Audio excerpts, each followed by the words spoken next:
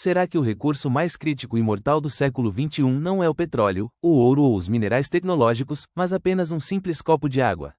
Será que aquele projeto de barragem gigantesco e orgulhoso, construído nas montanhas de um país, pode se tornar uma sentença de morte e uma crise de segurança nacional para outro país além da fronteira? Estamos avançando em direção àqueles cenários distópicos que vemos nos filmes, ou seja, para aquela era sombria onde os futuros conflitos globais realmente estourarão por causa da água. Até hoje, sempre vimos a água como um direito que fluirá para sempre quando abrirmos a torneira, algo gratuito e inesgotável. Mas, nos bastidores, sobre os mapas e nas mesas diplomáticas, começou uma guerra estratégica massiva.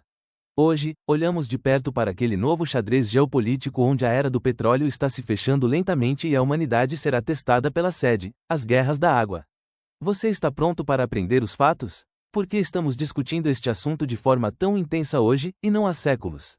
A resposta não está nos mapas, mas escondida nas estatísticas. A população mundial aumenta a uma velocidade incrível, megacidades gigantescas estão sendo estabelecidas e a demanda da produção industrial cresce exponencialmente a cada dia. Nesse ponto, pode vir logo à mente a seguinte pergunta: 3/4 do mundo não estão cobertos por água?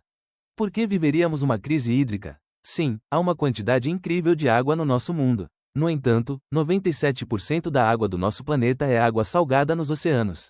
A proporção de água doce que os humanos podem beber e usar na agricultura é de apenas 3%. E a maior parte desses 3% está congelada nos polos e nas geleiras. Ou seja, 8 bilhões de pessoas têm que compartilhar um reservatório muito pequeno de apenas 1% da água doce de todo o planeta. E enquanto a quantidade de água nesse reservatório é estritamente constante, o número de pessoas que querem beber água desse reservatório aumenta a cada segundo. O fator principal que transforma esse aperto matemático em um caos total é a mudança climática. O aquecimento global não significa apenas que o tempo fica alguns graus mais quente. O aquecimento global é a interrupção completa do ciclo da água milenar do planeta.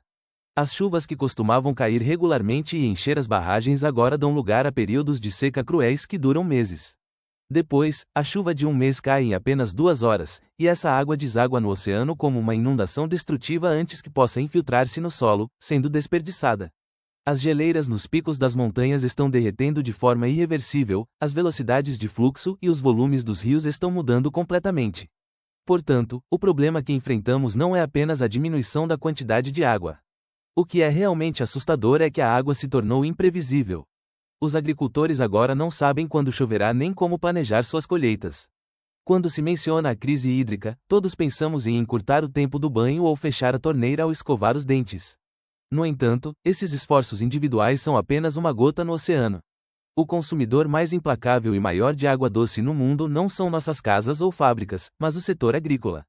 Cerca de 70% da água doce usada pela humanidade é utilizada para irrigar campos. E a pior parte é que grande parte desses sistemas de irrigação é feita com métodos incrivelmente ineficientes chamados de irrigação por inundação.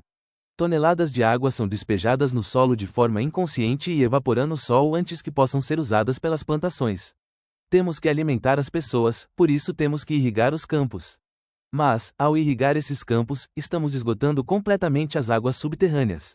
Tenha isto sempre em mente. A crise da água que você ouve nas notícias hoje é, na verdade, o som dos passos silenciosos da crise alimentar que você verá na sua mesa de café da manhã amanhã cedo. Se não há água, não há comida. Então, ao longo da história, os exércitos de 2 países se prepararam e lutaram apenas para capturar um rio? Precisamos ser equilibrados nesse assunto. Ao longo da história, houve muitas tensões locais, revoltas e crises diplomáticas por causa dos recursos hídricos. No entanto, uma guerra global grande, declarada direta e apenas por água, é muito rara. Mas isso não significa que não acontecerá no futuro. Mesmo que a água não comece uma guerra por si só, ela é aquela faísca mortal que pode explodir de repente as tensões políticas, étnicas e econômicas existentes. Se já existem conflitos de fronteira ou tensões religiosas em uma região, a diminuição da água naquela região torna a paz completamente impossível. Os lugares onde essas crises são mais concentradas são os rios transfronteiriços gigantescos.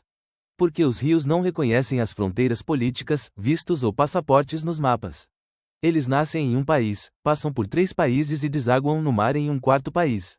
As artérias vitais do mundo, como o rio Nilo, Eufrates, Tigre, Indo e o rio Mekong, estão exatamente nessa situação. É aqui que começa a verdadeira questão massiva: será que uma decisão política em um país a montante, ou seja, no país onde o rio nasce, pode ser o destino do país que espera por aquela água jusante? Quando o país de cima corta a água, como o país de baixo alimentará seus agricultores? Essa injustiça geográfica é um dos maiores e mais difíceis problemas diplomáticos do mundo atual para se resolver. Essa tensão fluvial atinge seu pico com assinaturas de concreto colocadas nos mapas, ou seja, com projetos de barragens gigantescos. Antigamente, as barragens eram vistas apenas como projetos de engenharia inocentes construídos para armazenar água e gerar eletricidade.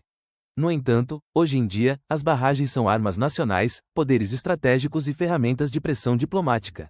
O exemplo mais atual e perigoso disso está acontecendo no coração da África. A Etiópia construiu uma estrutura massiva chamada Grande Barragem do Renascimento Etíope na nascente do rio Nilo. Para a Etiópia, esta barragem significa fornecer eletricidade para milhões de pessoas e escapar da pobreza. No entanto, para o Egito, milhares de quilômetros abaixo no rio, esta barragem significa uma ameaça de extinção nacional. Porque a água e a agricultura do Egito dependem inteiramente do fluxo daquele rio. As barragens não são mais apenas paredes feitas de concreto, são cadeados gigantescos que podem colocar países de joelhos nas relações internacionais. Os políticos e a mídia geralmente falam sobre rios e barragens. No entanto, uma corrida muito mais perigosa, muito mais silenciosa e invisível está acontecendo debaixo da terra: as águas subterrâneas. Enormes reservatórios de água localizados a centenas de metros abaixo, ou seja, os aquíferos, são a força vital de milhões de agricultores e cidades no mundo. No entanto, esta água subterrânea é como uma conta bancária. Estamos constantemente retirando água de lá, mas essa conta é preenchida muito lentamente pelas chuvas ao longo de milhares de anos. Descemos canos gigantescos para baixo da terra para irrigar campos e fornecer água para cidades em crescimento. Como resultado, o nível das águas subterrâneas cai metros a cada ano. Você pode não ver nenhuma briga por rios ou barragens na superfície, mas há uma guerra terrível e silenciosa debaixo da terra sobre qual bomba irá mais fundo. E quando essa água acabar, não haverá volta. Não demora muito para a crise sair das aldeias e chegar às metrópoles. Megacidades em todo o mundo estão sob uma pressão hídrica incrível. Em cidades onde vivem dezenas de milhões de pessoas, as infraestruturas de água não conseguem atender a essa demanda crescente. Vimos na história o que pode acontecer quando os recursos hídricos da cidade se esgotam. Há alguns anos, um cenário de desastre chamado Dia Zero ocorreu na cidade do Cabo, uma das cidades mais modernas da África do Sul. As barragens chegaram ao ponto de secar completamente e o governo anunciou que, em um determinado dia, cortaria completamente a água da torneira de toda a cidade, e as pessoas pegariam água em galões nas praças sob supervisão militar. Embora as chuvas que caíram no último momento tenham salvado a cidade, este evento mostrou de forma assustadora ao mundo inteiro como uma cidade moderna pode ser colocada de joelhos diante da sede. O Dia Zero está batendo à porta de muitas megacidades do mundo. Se você ainda pensa que a crise da água é apenas sobre não conseguir encontrar água para beber, você está cometendo um grande erro. A água não é apenas um líquido transparente no seu copo. Ela é a cola invisível que conecta toda a economia global. São necessários milhares de litros de água para produzir o algodão da camiseta que você veste. Quantidades massivas de água pura são usadas nas fábricas para processar o aço do seu carro e para produzir aqueles microchips inteligentes no celular no seu bolso. É necessária a água para resfriar os reatores de usinas nucleares e usinas termoelétricas, e para gerar energia.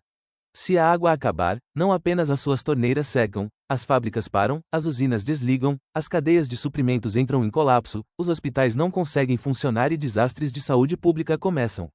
A ausência de água é o ataque cardíaco de todo o sistema econômico. Diante de todo esse quadro sombrio, vamos fazer a pergunta real novamente. No futuro, os países enviarão seus exércitos para a guerra pela água. Devemos fazer uma análise cautelosa e de sangue frio. A água em si pode não ser uma causa de guerra mundial por conta própria. Os estados geralmente preferem resolver os problemas da água com diplomacia e na mesa de negociações. No entanto, a diminuição da água desencadeia outros grandes desastres. Campos ressequidos secam, agricultores vão à falência. Milhões de pessoas que passam fome e não conseguem se sustentar em seu próprio país começam migrações climáticas massivas e imparáveis em direção a países que têm água e comida.